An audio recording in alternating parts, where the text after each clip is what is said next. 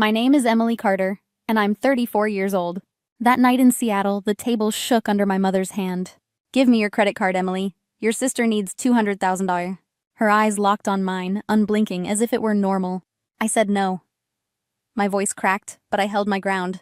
Her face twisted. Then the slap came, sharp and ringing. The sting burned. My sister smirked. My father looked away. I stood, cheek blazing, keys in hand, and walked out. The door slammed behind me, but the echoes never stopped. But that slap was only the beginning. I learned silence the way other kids learned piano. Mom tuned me with looks, sharp and precise, never missing a beat. "Brittany is exceptional," she'd say, smoothing my sister's ribbons. "If you worked harder, Emily, you might be worth the effort."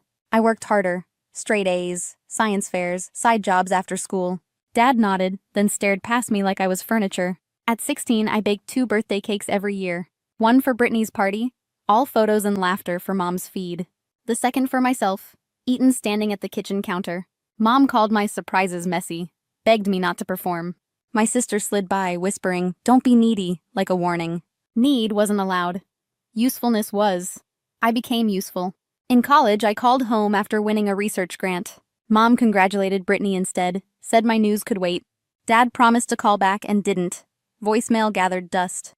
When Brittany needed deposits for another program, I wired money. "Family helps family," Mom texted with a heart I didn't feel. By 26, I had Edolink's first clients and sleepless nights. I pitched, coded, invoiced, eating noodles over a rented sink. Home wanted access, not updates. Withdrawals, not conversation, never credit. So when Mom slammed the table and said, 200,000, it wasn't a question. It was tradition in perfume and pearls. "Don't be ridiculous," she hissed, as if love billed by invoice. Dad's eyes slid away, the retreat I memorized at 12. Brittany's fork hovered, like a crown I'd never wear. I said no, gently first, then with a spine I had built. The air cracked. Her palm followed, hot and theatrical, perfectly timed. "Selfish," she said, christening me in the church of ungrateful daughters. Outside, the cold chewed my cheek while I pressed the bruise. I drove without music, counting miles between need and dignity. When the interstate opened, a decision inside me hardened. I should have known then they'd erase me completely. I didn't disappear in rage. I disappeared in arithmetic and ink. A Portland lawyer mapped an exit. Rain, a guardrail scrape, a coroner's word, unavoidable. Headlines were brief. No body. Megan called from the funeral. Mom is crying for the camera. Dad is stone. Brittany asked about my accounts before flowers wilted. Grief didn't arrive. Clarity did. Cold, exact, merciful. I drove south until the air smelled like salt and asphalt. Miami felt anonymous enough for a secret and a start. In a rented condo, white walls hummed like a blank file. I became Emma Wilson. Auburn hair, a softened jaw, new papers. Only Megan knew. I re-registered Edolink in Florida, severing every Carter thread. Nights I coded beneath an ancient fan. Days I walked the beach. Loneliness wasn't an ache. It was a room without furniture. I learned to arrange it, then lock it while I worked. I wrote my mentor from a quiet, forgettable address.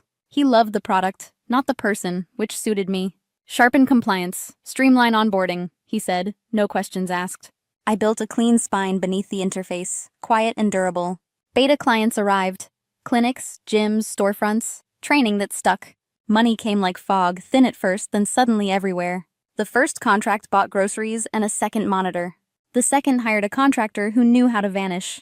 "Megan says ex-FBI," the text read, a number like a match. We used borrowed names over prepaid phones no one could trace. "Scope?" he asked. "Easy targets," I said. "Financials, credentials." I didn't say family. He understood. Proof gathers when you give it air and time. Ryan's invoices looped through shells that smelled like bleach. Brittany's thesis mirrored paragraphs already living in other mouths. District budgets showed supplies that never reached children's hands. The PI sent images, recordings, timestamps with courtroom patience. I saved everything twice and finally slept without clenching. Rules were simple. No shortcuts, back up every move, build clean. If revenge was motive, restoration would be the method. Edolink added ribs, billing, audits, adaptive learning, and a voice. Investors circled, then committed. On the anniversary of my death, I bought a simple dress. Not grief, not victory, just the click of a well-cut key. The file was thick enough. The company was strong enough. And I could stand in any room and breathe. But I wasn't just building a company. I was building a case. I returned as Emma Wilson, Not a ghost, but gravity. Megan introduced me over coffee, a casual favor to Brittany. Emma's in EdTech, she said. Sharp, discreet, great with boards. Brittany's smile tightened. Ambition loves mirrors that promise taller ceilings. She invited me to lunch with harbor views and careful questions. I answered like a consultant, not a sister come back burning. Ryan wanted me next. Bellevue office, glass bright as confession. Your allocations look crowded, I said, tracing arrows on paper. He leaned in. Men like him breathe better near blind spots. I can layer protection, I offered, traps shaped like help. Fees hit a shell I controlled. He called it brilliant. Brittany scheduled thesis tune-ups in her trophy-lit condo. Mom got me in, she sighed, then laughed like absolution. I nodded, saved the audio, and clarified her citations. Every compliment cost nothing. Every disclosure paid out with interest. At dinner, Mom studied me with a tenderness she rationed. You have Emily's quiet, she said as if naming weather. I swallowed iron and offered district budget ideas that sounded efficient. Dad called me sensible on video, eyes sliding past truth. Trust multiplied like mold, fast, quiet, and suddenly everywhere. Ryan forwarded documents, just between us, greedy with borrowed confidence. Brittany confessed board pressure, the kind that cracks a photograph. I listened, recorded, and filed each truth under its proper name. When the fabric held, I planned a memorial, a night for Emily, a charity everyone could praise without risking their reflections. They came shining, because shining is the language they worship. The waterfront ballroom glowed. Chandeliers pretended to bless them. I wore black, a modest dress that moved like an answer. Megan squeezed my hand. Ready? She whispered. I already was. We gather for the ones we lost, I began carefully. For the ties we couldn't keep, the truth we couldn't carry. Phones lifted. Tears rehearsed themselves on cue, neat as pearls. I dimmed the lights. The screens brightened with the funeral playback. Mom's whisper flooded the room. Relief, focus on Brittany now. A tremor crossed the crowd like a ripple finding shore. Next, Ryan's voice. Low, certain. The extra income stays off books. Arrows traced the money like veins beneath transparent skin. Brittany's emails flashed. Fixed citations. The coward's verb, the cheater's lullaby. Receipts appeared for supplies that never reached children's hands. Murmurs rose, then hardened. Someone asked, "Is this even legal?" "It's proof," I said, and the microphone made certainty heavier. Mom stood, then sank, as if gravity remembered her name. I let the silence swell until even regret had to listen. Then I stepped forward, removed the auburn wig, wiped the contour. Gasps hit like hail, scattered, cold, impossible to ignore. "Miss me?" I asked, the old voice wearing a new spine. Brittany staggered. Calculation failed to solve this math of bones. Ryan blanched, counting exits with eyes that never learned staying. Dad's mouth opened and closed, a hinge without a door. I was not their tragedy, not their ledger, not their ghost. I was the living consequence, the ledger balanced, the ghost undone. Cameras flashed, phones recorded. Truth rose and refused to sit. "Tonight," I said, "we honor the dead by freeing the living." The screens waited behind me, patient, merciless, already halfway viral. What followed that night was chaos they would never recover from. Chaos didn't explode. It unfolded in plain view. Screens glowed across the room. 100 quiet witnesses. Security locked the doors. I kept the mic steady. "Ryan," I said, and the first slide appeared. Shells inside shells. Arrows tracking money offshore. Unauthorized transfers. False invoices. Borrowed names. His partners shifted, futures counting backward. "This is defamation," he snapped. "It's timestamps," I said. "Audits. Recordings. Your signature twice." One partner stepped away, already calling counsel. Security met Ryan halfway to his chair. "Brittany," I said, and the room pivoted. Paragraphs mirrored across twin screens. Plagiarism. Board deception. Credentials you didn't earn. Her boss inhaled slowly and said nothing. "This lacks context," she tried. "Let context speak," I said, and played the emails. "Fix citations." Mom got me in. "If they find this, I'm done." "Mom, Dad," I said next. Budgets opened. Line items bloomed like bruises. Supplies purchased twice. Receipts tripled. Students shorted by someone's clever math. "You called my death relief," I said. "Relief isn't grief, it's a ledger balanced." Mom tried to stand. Guilt sat her down. I felt no heat, only clarity. Reporters were already outside, tipped early. Attorneys waited by the freight elevator. I handed duplicates to counsel and the district liaison. "Custody chain starts here. Drives leave tonight." "Blackmail," Ryan spat. "Justice," I said, "not blackmail." I named jurisdictions. He went quiet. Weather before a siren. Consequences gathered without hurry. Brittany lunged for the mic. You wanted attention, she hissed. I wanted respect, I said. You wanted shortcuts. Her board chair texted without looking up. Dad tried last. We're family. Fix this privately. You fixed it privately for years, I said. This is public. Mom sobbed on cue. No one clapped. I read closing lines like verdicts. Dated, sourced, exact. Then I nodded to security. Doors opened. Flashbulbs crashed. Megan matched my pace. In the corridor, agents took the Ryan package. A district auditor accepted Mom and Dad. The university liaison signed for Brittany. Outside, the water held a darker honesty. I didn't look back. That was their cathedral, not mine. Harbor bells tolled for beginnings, not endings. Night air tasted clean, like yes. But exposing them was only half the victory. Living beyond them was next. By morning, consequences moved faster than rumors ever had. Ryan's firm suspended him. Agents boxed files and walked out. A judge read charges like weather, cold fronts, pressure, inevitable rain. He took a plea months later, barred from his field. Brittany's board convened, then cut her credentials at the root. The university voided her thesis. HR ended employment by noon. Her marriage cracked on camera silence, then shattered without ceremony. Applications bounced, references vanished. Headlines kept using the same photo. Auditors drained my parents' certainty with fluorescent patience and forms. Their licenses paused, then slipped away like faith without proof. They sold the house, the china, and the framed proclamations.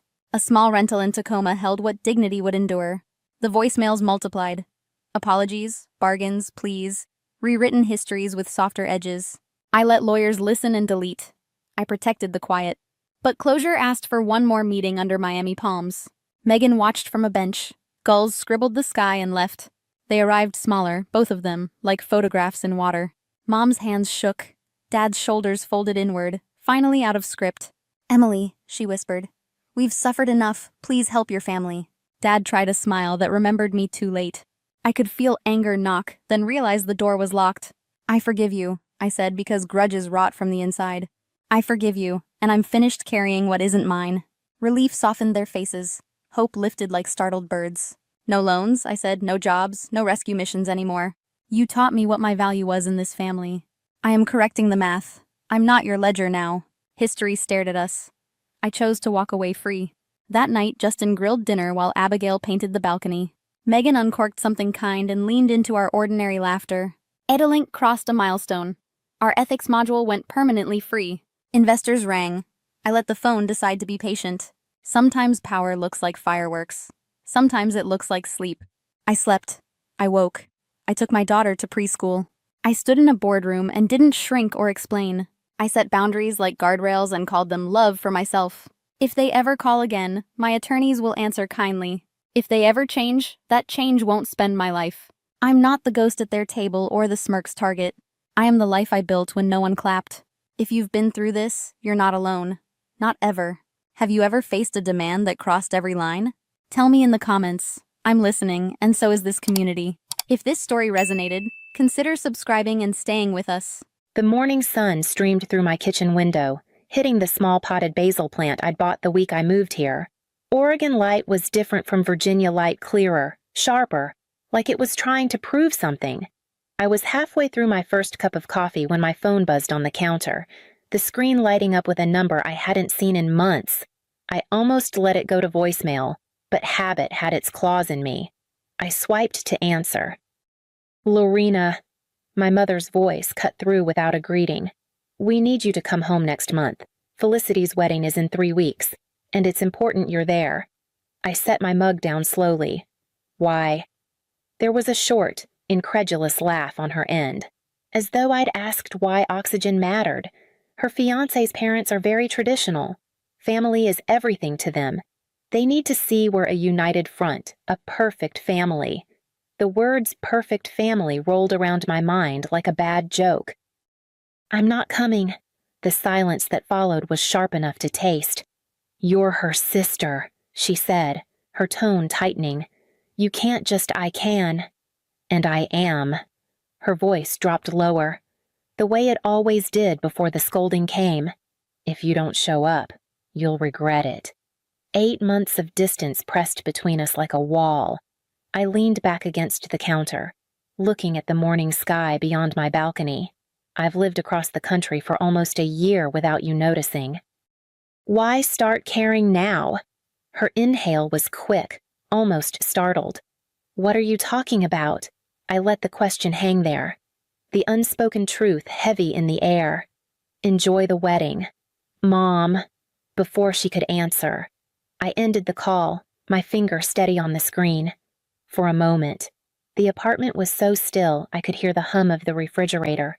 I picked up my coffee again, but it had gone cold, somewhere in Virginia. They were probably already talking about how ungrateful I was.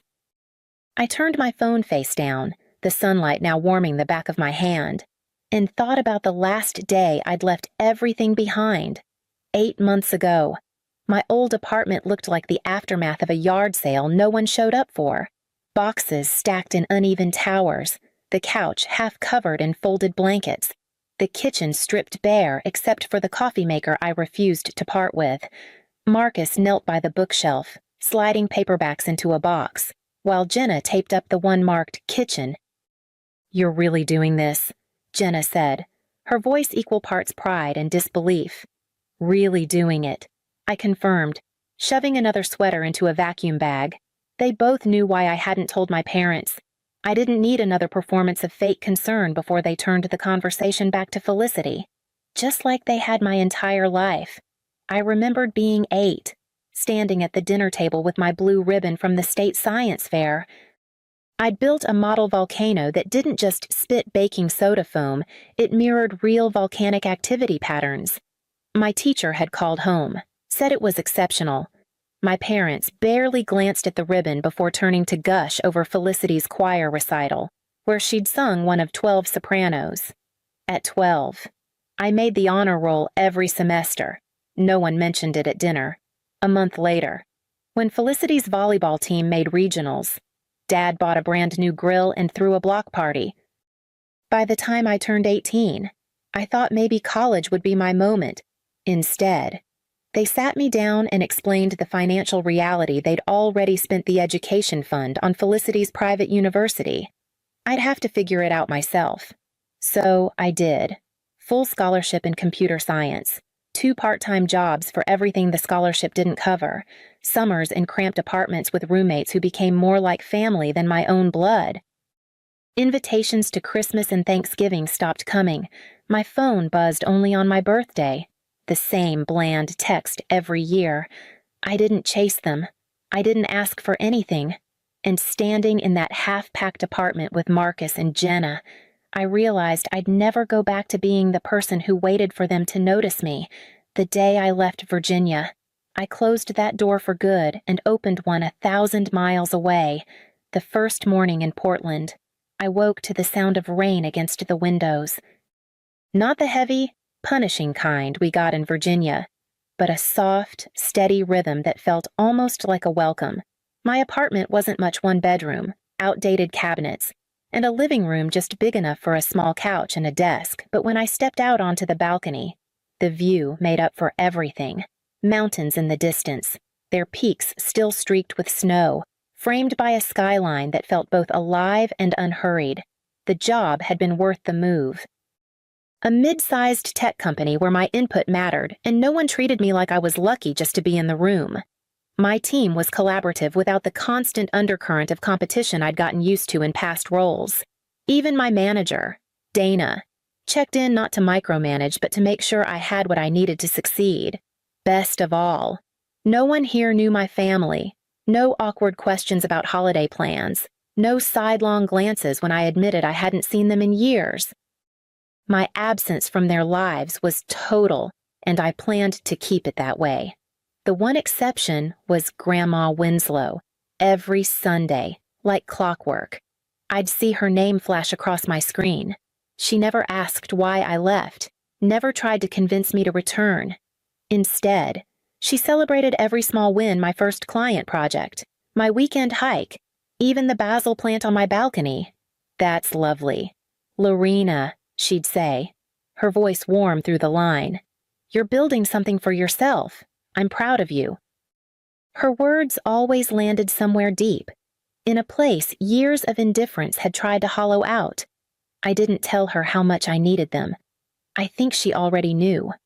By the time 8 months had passed, the rhythms of my new life felt settled morning coffee with the mountains, work that challenged me without consuming me, quiet weekends where my phone stayed blessedly silent. I thought I'd built something untouchable.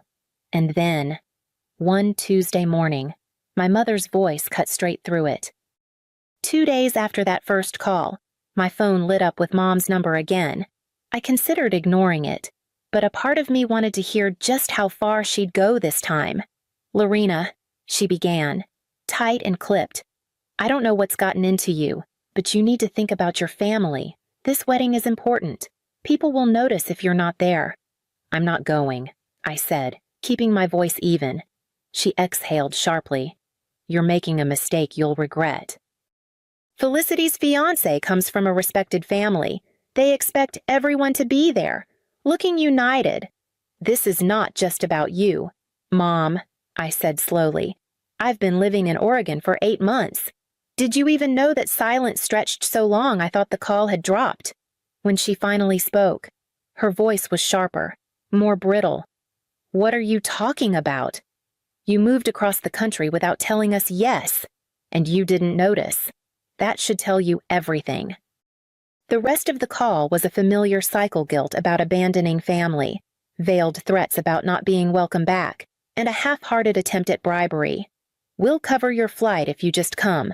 I ended it before she could get to the tears. Within hours, my phone was buzzing with messages. Dad, with his short commands, "Call your mother." Mom, with her long paragraphs of emotional leverage. Felicity, with a syrupy, "I miss you." Lore, "It's been too long." For a second, I almost believed her. Then came the next line. "It would mean so much to have you here. The in-laws want to meet everyone." There it was, my role reduced to a prop in her perfect family performance. I blocked her number without replying. The quiet afterward felt heavier than it should have, but it was still better than the noise they brought. I thought that would be the end of it until Grandma called, when I saw Grandma's name on the screen. I answered before the second ring. "Hi, sweetheart," she said, her voice as warm as the sun on my balcony. "How's my Oregon girl doing?" "I'm good. Grandma, just fielding some calls," I said carefully. She chuckled softly. "I know. Your parents asked me to call you. They think I can talk some sense into you." I tensed, bracing for the pitch. But then she said, "I told them I wouldn't push you. You're an adult. You make your own choices." Relief loosened something in my chest. "Thank you." There was a pause, the kind that felt like she was choosing her words with care. "Lorena, I've been watching this family dynamic for years.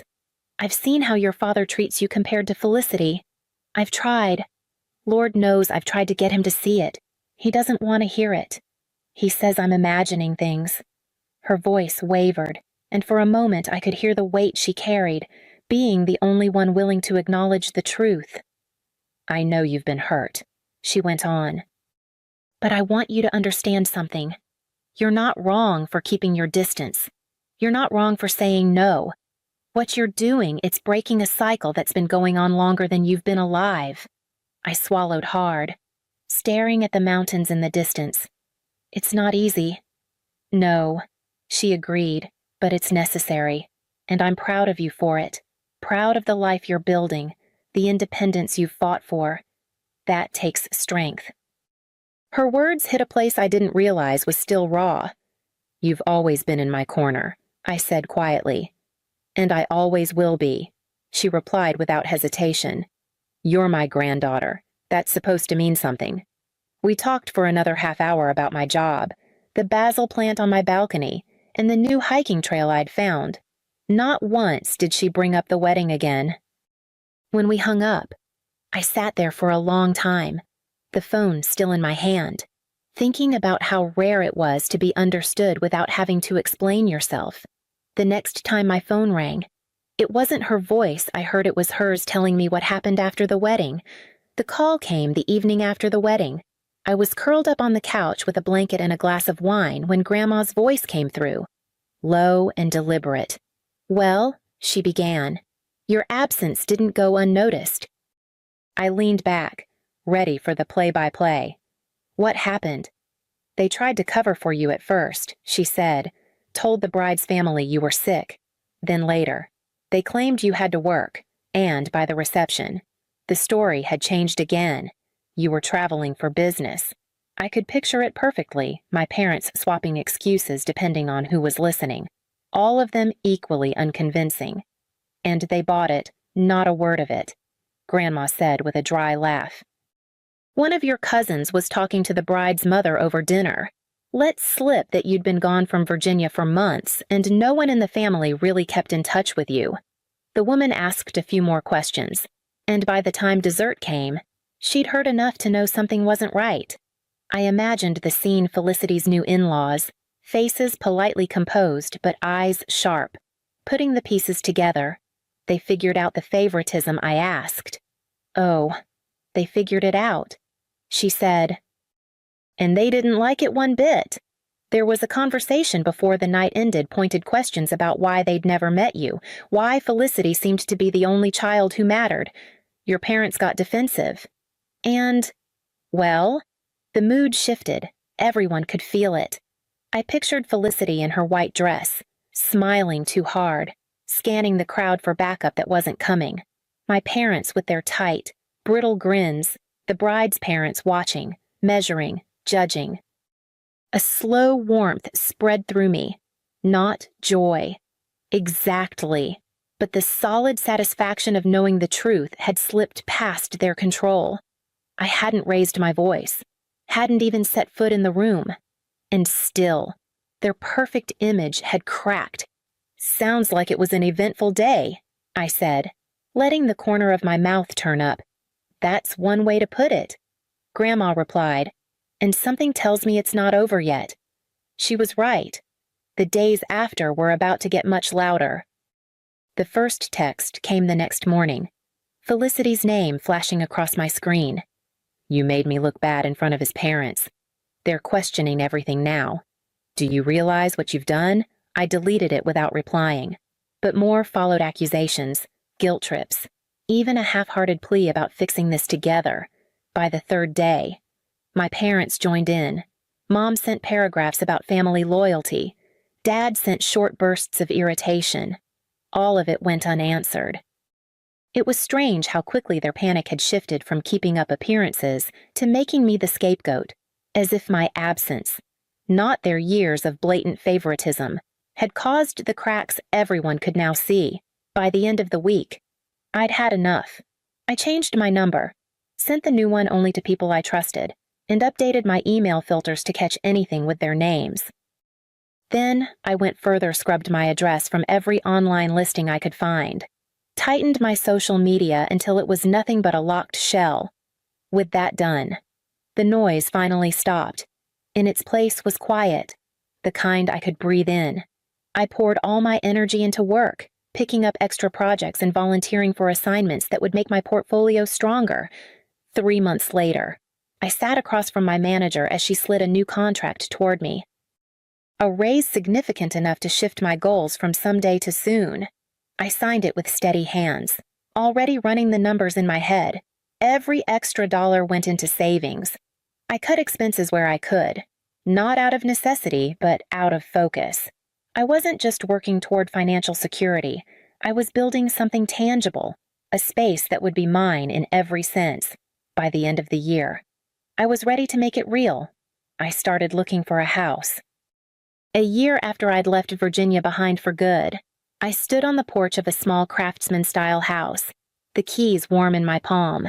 The late spring air carried the scent of blooming lilacs from the side yard, and for the first time in my life, the space in front of me wasn't borrowed or temporary, it was mine.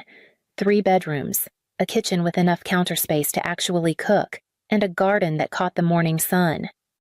I'd chosen every detail carefully, not just for practicality, but for the quiet promise it held no one had the power to take it from me. There was no shared title, no co-signer, No whispered reminder of who had helped me get here. The deed had my name alone. Inside. The rooms were still bare, the echo of my footsteps following me from space to space. I didn't rush to fill them. This house wasn't about appearances. It was about building a place that felt like safety. A place I could choose to open to the right people. I pictured Marcus and Jenna laughing around at the dining table. Grandma sitting in the sunny front room with a cup of tea. I pictured weekends where the only noise was the wind through the garden trees. No phone calls breaking the peace. That night, I slept on a mattress in the living room, the windows open to the cool air. I woke before sunrise and watched the light move across the walls, touching every corner like it belonged there. I knew exactly who I wanted to see this house first. Grandma arrived on a Friday afternoon, stepping out of the cab with her small suitcase and a smile that reached her eyes. She paused on the porch, taking in the house. "It's beautiful." "Lorena," she said, and the pride in her voice was enough to make my throat tighten.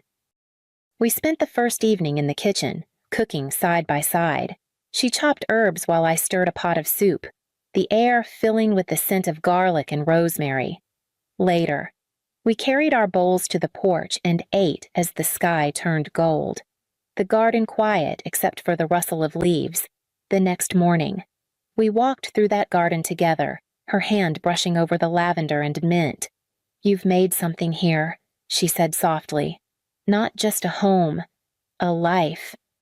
That night, sitting in the living room with mugs of tea, she spoke about my childhood, how she'd tried to encourage me without stepping on my parents' pride, how she'd quietly sent me links to scholarships and called just to ask about my day. "I wish I could have done more," she admitted. "You did enough," I told her. "More than anyone else." She looked at me for a long moment before saying, "You chose peace. Lorena, you could have chased their approval forever, but you didn't. I've never been more proud of you." When she left on Sunday afternoon, I stood on the porch watching her cab pull away, the house behind me warmer for having her in it, and I knew exactly where the line was between the family I was born into and the family I would keep. After Grandma's visit, the house felt different, not emptier, but settled, as if her presence had anchored something in its walls. I slipped easily back into my routine mornings with coffee in the garden, days filled with work that challenged me without consuming me, evenings with friends who showed up because they wanted to, not because they had to. The quiet was no longer something I guarded out of fear of it being broken. It was mine, woven into the fabric of the life I'd built. Sometimes, when I was alone in the kitchen or walking through the garden at dusk, I wondered how things might have been if my parents had treated me differently if they'd seen me, valued me, made me feel like I belonged. But the thought never lingered long. The truth was, their neglect had forced me to grow in ways comfort never would have. I had a career I was proud of, friendships built on trust, and a home that was entirely my own. I had the freedom to choose who crossed my threshold and who stayed outside it, and most importantly, I had kept the one family bond worth holding on to, the one person who had proven that love doesn't have to be loud to be real. I didn't need anything from the rest of them, not their approval, their apologies, or their explanations. My life was full without it. I closed the door that evening, knowing it would stay that way. The highway stretched ahead in a blur of gray as I gripped the steering wheel tighter than I needed to. My arms ached from hauling lumber and paint cans all day, but it didn't matter anymore. Today had been my last shift at the hardware store. The job had kept me afloat, barely. But tomorrow I wouldn't have to stand under flickering fluorescent lights or smile at customers who didn't even look at me. Next week, I'd be stepping back into the work I was trained for welding. Real pay, real stability. The thought carried me through the fatigue. I even hummed along faintly to the oldies station on the radio, tapping my thumb against the wheel. In my head, I was already planning. The first check would go straight to catching up on bills. Then I'd finally pay off the small debt to Mom, $200. Nothing huge, but enough that she wouldn't be able to use it against me anymore. The idea of standing in the kitchen, sliding folded bills across the counter, made me smile. I wanted her to see that I was getting back on my feet. As I turned off the highway into the neighborhood, that small, cautious warmth stayed with me. The houses here all looked the same trimmed hedges. Shutters faded from too many winters. Ours was no different, though I'd always noticed Mom prided herself on keeping the porch steps spotless. A normal evening should have greeted me lights on, maybe Dad pacing with the TV blasting in the background. Instead, I saw a cluster of figures on the lawn. At first, I slowed only out of curiosity, my mind sluggish with exhaustion. A yard sale, a neighborhood spat. Then my eyes adjusted to the shapes. Black garbage bags, dozens spilled across the grass, some already split open. I felt a cold twist in my chest as I pulled my old Civic to the curb across the street. The crowd wasn't strangers. They were my neighbors. Some had their phones out. Others leaned on porch rails like they were watching a show. And there, in the center of it all, were my parents and siblings, standing like actors on a stage. Confusion throbbed into dread as I cut the engine, my gaze fixed on the heap of belongings scattered across the wet lawn. I stepped out of the car, my legs heavy as if each stride dragged me deeper into something I couldn't undo. The closer I came, the clearer the picture became. Those black bags weren't just trash, they were my life, stuffed and knotted without care, spilling across the yard for anyone to pick through with their eyes. A pair of jeans clung to the wet grass. My winter coat lay half-draped over a torn bag, and the box that held my college welding certificates had collapsed, papers scattered like scraps in the wind. Mom stood in the middle of it, phone raised like she was filming a breaking news segment. Her voice was sharp, rehearsed, almost gleeful. 29 years old, still living in my basement, pathetic. Time to grow up. I froze, the words stinging worse than the eyes of the neighbors. Some of them shifted, whispering, but others didn't bother to hide their smirks. Lila angled her phone toward me, the bright red light of her live stream glaring. Say hi to my followers. Corinna, the world should meet the freeloader. She giggled, tossing her hair as though this were entertainment. Not my entire life unraveling. Marcus kicked one of the bags, sending a burst of clothes rolling into the gutter. Finally. She's gone, he muttered, loud enough for me to hear, like he'd been waiting for this moment. Dad didn't speak. He just stood on the porch with his arms crossed, jaw tight, watching like a judge about to hand down a sentence. I tried to swallow, but my throat felt locked. The humiliation pressed in from all sides, my family grinning behind their phones, the neighbors pointing, the small-town gossip already writing itself.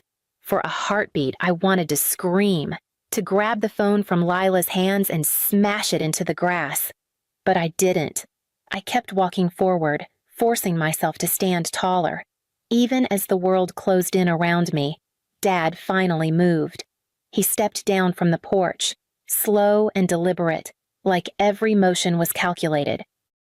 Without warning, something silver flicked through the air.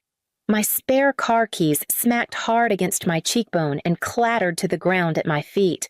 "You're not my daughter anymore," he said, voice flat, carrying across the lawn for every neighbor to hear. "You've got 30 minutes to get off this property or I'm calling the cops for trespassing." I bent to pick up the keys, my fingers trembling more from rage than pain. For a moment, the scene blurred around me. Mom's phone tilted to catch my reaction, Lila whispering into her live stream, Marcus pacing with restless energy. It was too clean, too rehearsed. They hadn't just lost patience. They had planned this. Rent. That was the excuse. I'd been short $200, not $8,000 like Lila had shouted. The rest was paid, nearly up to date, and Mom knew it. But none of that mattered. This wasn't about money. It was about spectacle, about control, about the story Mom wanted to tell. I straightened and forced my breath steady. Yelling, crying, breaking down, that was what they wanted. I could see it in Lila's eager eyes, the way she leaned closer with her phone raised like a weapon. I wouldn't give her the footage. I walked to the nearest bag, lifted it onto my shoulder, and carried it to my car. Another trip, then another. Ignoring Marcus's muttered insults and Mom's narration, neighbors whispered behind their hands. Someone even laughed when a box split, spilling books onto the pavement. I gathered them all without a word, bag after bag until the car sagged low. I closed the trunk, climbed behind the wheel, and turned the key. The porch light glared in the rearview mirror as I pulled away, the sound of their laughter following me into the night. Mike's apartment was barely big enough for the two of us, but he didn't hesitate when I knocked that night with a trunk full of bags. He helped me haul everything inside, no questions asked, and cleared a corner of the couch where I could crash. I didn't sleep, though. My mind kept replaying the lawn, the phones, my father's voice declaring I wasn't his daughter. By morning, the news had already spread. Mike's girlfriend showed me a clip that had made its way onto social media, Lila's stream, cut into bite-sized humiliation for strangers to consume. I couldn't even bring myself to watch the whole thing. Later, Mike told me what he'd heard through the grapevine. Apparently, Lila had been snooping in my room while I was at work. She found the letter from the welding company with my start date and salary. Instead of being glad, she rushed it to Mom. It all made sense then, the sudden shift from breakfast at the kitchen table to my belongings on the lawn. Mom had been telling anyone who'd listened that I was a freeloader, unemployed, draining her savings just by existing. She wore it like a badge of martyrdom, the long-suffering mother with the lazy daughter. It earned her sympathy, attention, even gossiping allies. The letter shattered that story. A daughter with a steady job, moving forward, meant she lost her role as the victim, rather than admit she'd lied. She doubled down, turned me into a public spectacle before the truth could come out. I sat on that couch, the letter folded neatly in my hands, and felt something sharp settle inside me. It wasn't shock anymore, or grief. It was clarity. My eviction hadn't been about money. It had been about control, and about a woman so desperate to be pitied that she would destroy her own child's dignity. I folded the letter back into its envelope and slid it into my bag.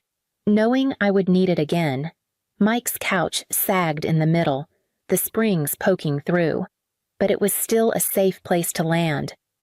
I lay there at night staring at the ceiling, my bags stacked along the wall like silent witnesses. The humiliation replayed itself in loops, the jeers from the neighbors, the bags split open on the lawn, my mother's voice slicing through me with that practiced tone. Every time the images rose, I forced them back down. I knew if I let myself unravel, they would win. I kept my phone on silent, but the screen lit up every few minutes with messages.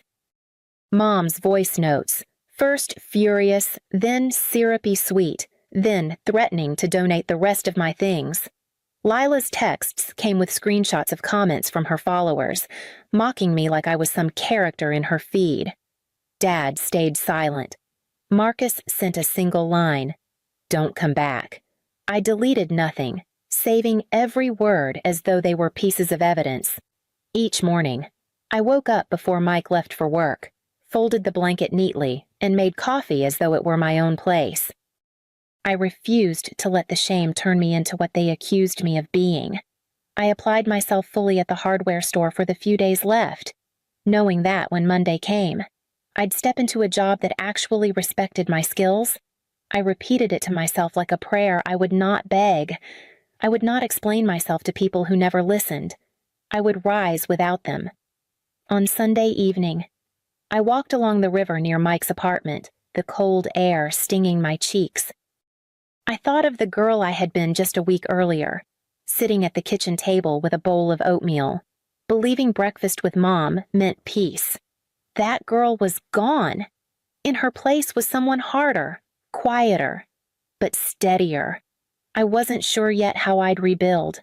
The details were a blur, saving for my own place.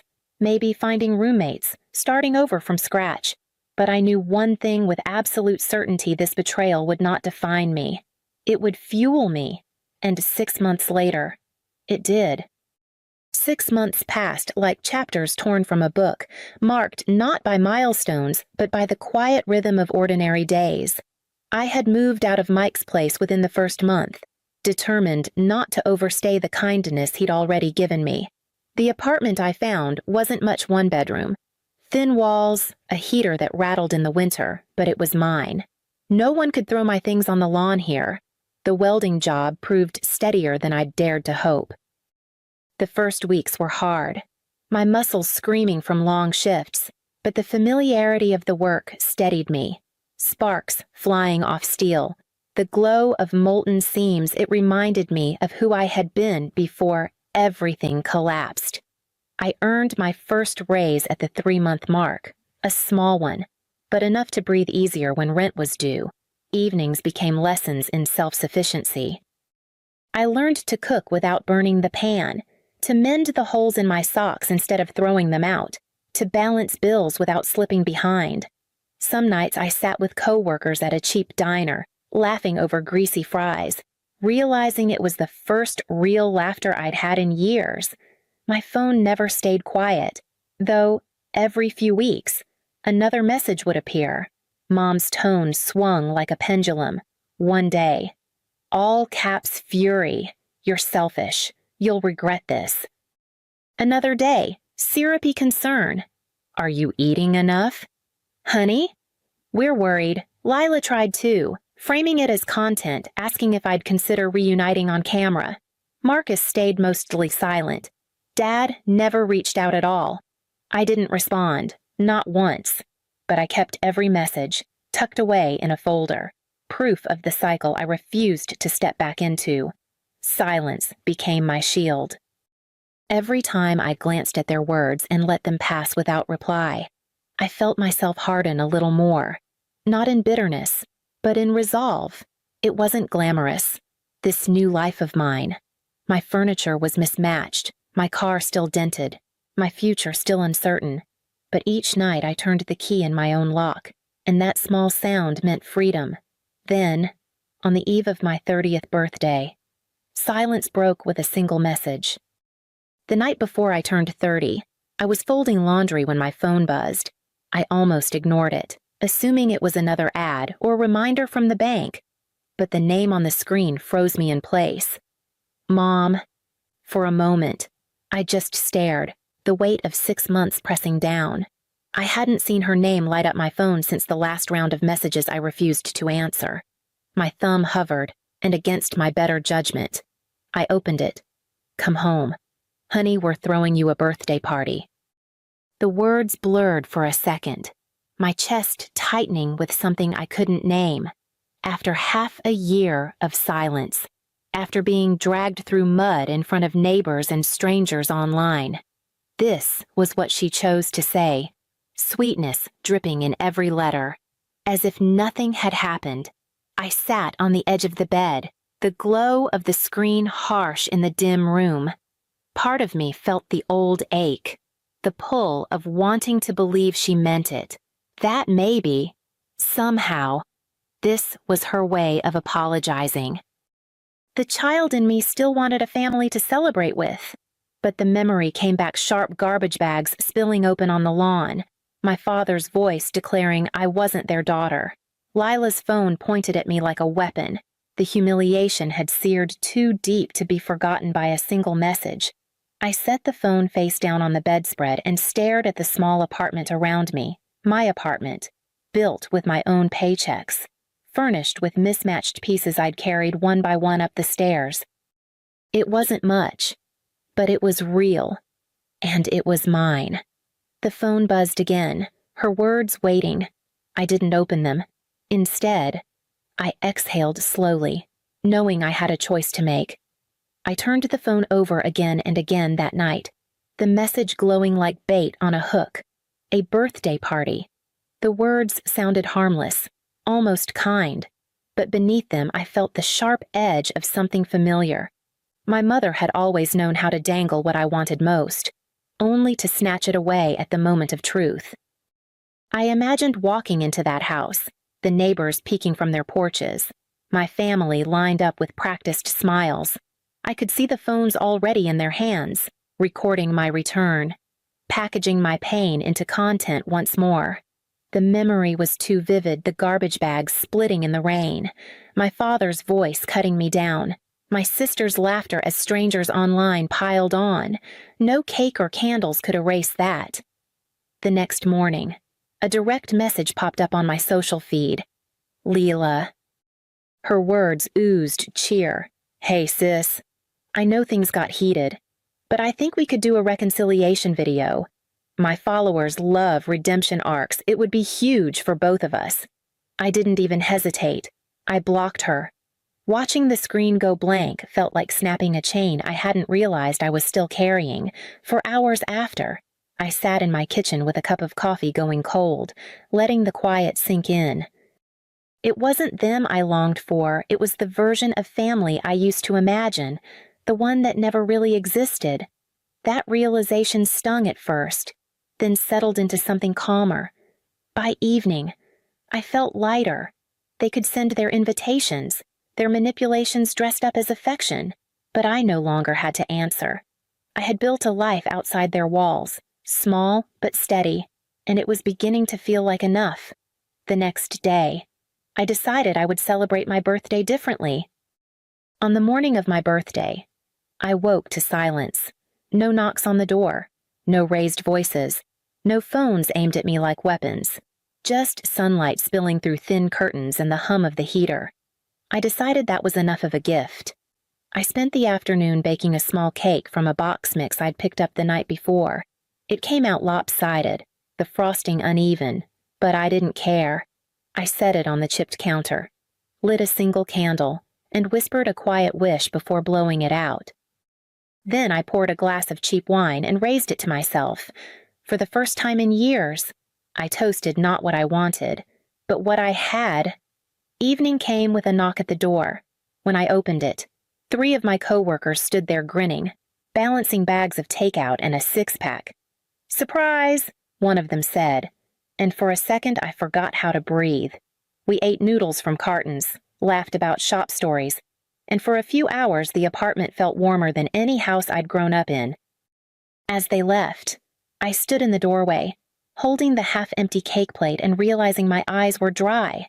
No anger, no hollow ache, no tears, just peace. This was the first birthday I hadn't cried, and when the quiet returned, it felt like mine to keep. A few weeks after my birthday, I found myself idly scrolling through old messages when her name appeared again. Mom's last text sat there, unopened since that night. "Come home. Honey, we're throwing you a birthday party." I tapped it once, read it slowly, and waited for the familiar sting to rise. Nothing came. No pull, no guilt, just silence inside me. I set the phone down and thought of each of them. Mom hadn't wanted a daughter, she'd wanted a prop, someone to hold up as the reason she was long-suffering, someone whose failures made her shine. Lila hadn't wanted a sister, she wanted content. Clicks, validation from strangers. Dad had wanted obedience, the kind that didn't question or resist. And Marcus. Well, he'd always wanted someone beneath him, someone to point at and say, "At least I'm not her." The weight of it should have crushed me, but instead it felt lighter. I wasn't carrying it anymore. I walked out onto the balcony of my apartment, the chill of early spring pressing against my skin. The city stretched before me, lights blinking, voices drifting from the street below.